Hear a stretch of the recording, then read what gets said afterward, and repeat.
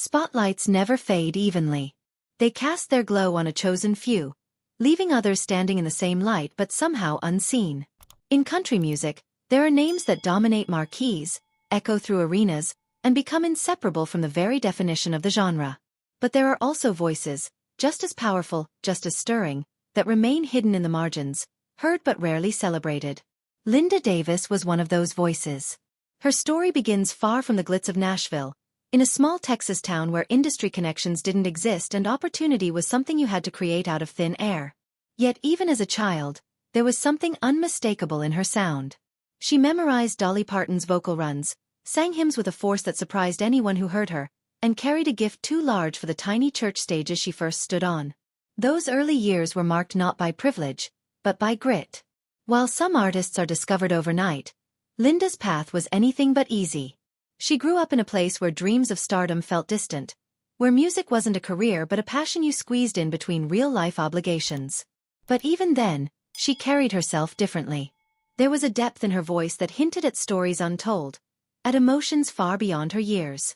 And it was that rare authenticity that would one day take her to Nashville, not with a golden ticket, but with nothing more than determination and a willingness to start from the bottom. Arriving in Music City as a teenager, Linda was armed with raw talent but no safety net. She didn't have managers pulling strings or record labels fighting for her. She survived on small gigs, singing demo vocals for songwriters, and hustling for every chance she could get. In an industry that often rewards flash over substance, Linda's warm, heartfelt tone stood out. It wasn't loud, but it was real. And that quiet realness began to turn heads in the songwriter circles of Nashville, earning her respect long before fame ever came into the picture. But respect doesn't always pay the bills. Her first record deal came and went without making the kind of impact she'd hoped for.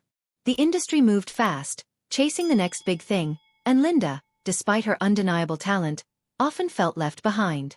She wasn't after fame so much as belonging, a place where her music mattered and her contributions were valued. That chance arrived unexpectedly in the early 90s when she was invited to join Reba McEntire's band as a harmony singer.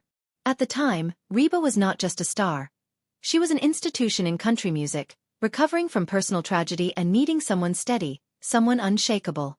Linda stepped into that role with grace, becoming the quiet anchor behind one of the genre's biggest voices. Together they created magic. Their harmonies weren't just technically perfect, they were emotionally alive.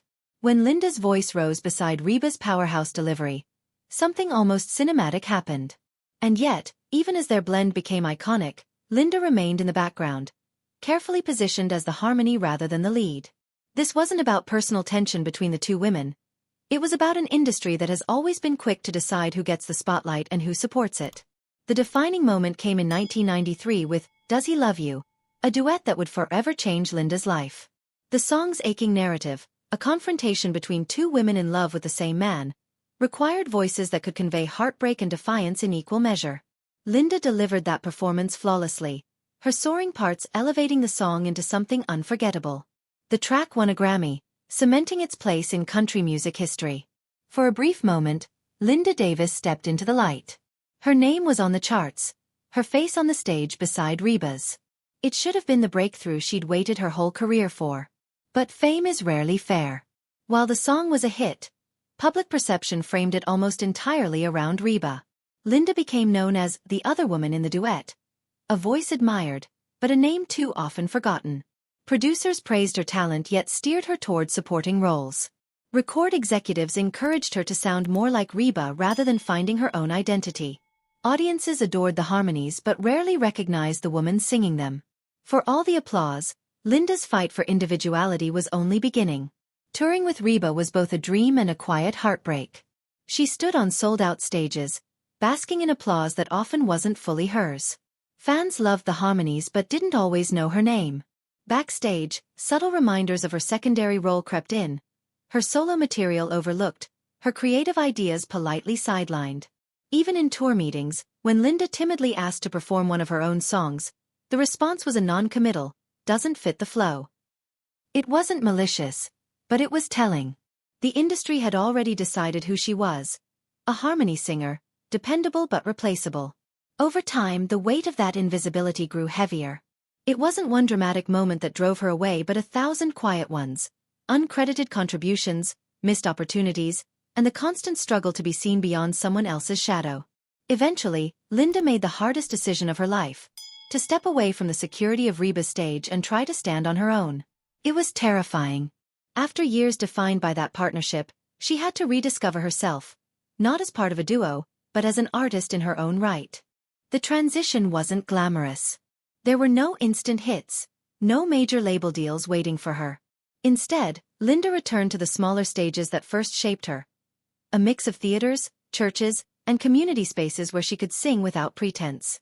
These intimate shows lacked the grandeur of arenas, but they gave her something more valuable: connection. For the first time in years, audiences weren't just hearing her voice, they were hearing her story. Songs about motherhood, faith, and quiet perseverance resonated deeply, not because they were flashy, but because they were honest. And slowly, something remarkable happened. Linda built a following. Not massive, but fiercely loyal. Fans who felt overlooked in their own lives connected to her authenticity. Her music became a sanctuary for anyone who had ever felt invisible, reminding them that quiet strength is still strength. Away from industry pressure, Linda rediscovered joy in performing. She wasn't chasing charts anymore. She was nurturing something far more enduring: community. Family also became central to this chapter of her life. Linda married fellow musician Lang Scott, and together they raised a family steeped in music.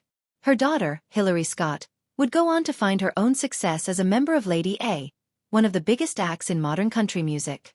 Watching Hilary rise, Linda didn't feel envy or longing, she felt pride. There was no competition, only continuation.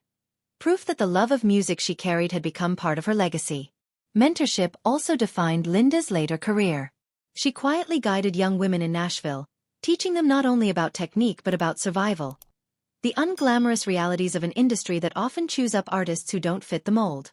She taught them to hold their ground, to find their voice, and to understand that success is not always loud or visible. Sometimes, it's steady.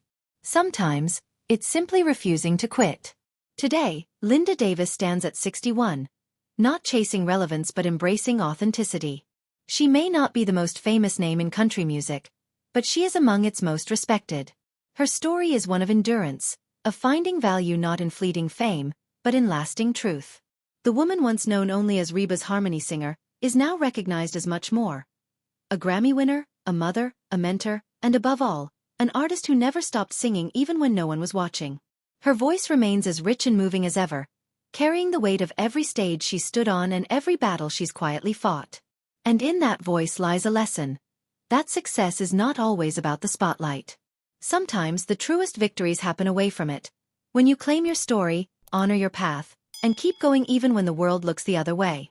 Linda Davis's journey is a reminder that fame can fade, but artistry endures. And perhaps that's the greatest triumph of all. Not the Grammy, not the fleeting chart positions, but the quiet, unshakable truth of knowing who you are and singing it anyway. If you found Linda's story as moving as we did, take a moment to like this video and subscribe to the channel. There are so many untold stories of incredible artists like Linda Davis who shaped the music we love, often without ever getting the credit they deserved. By staying tuned, you'll never miss a chance to hear them.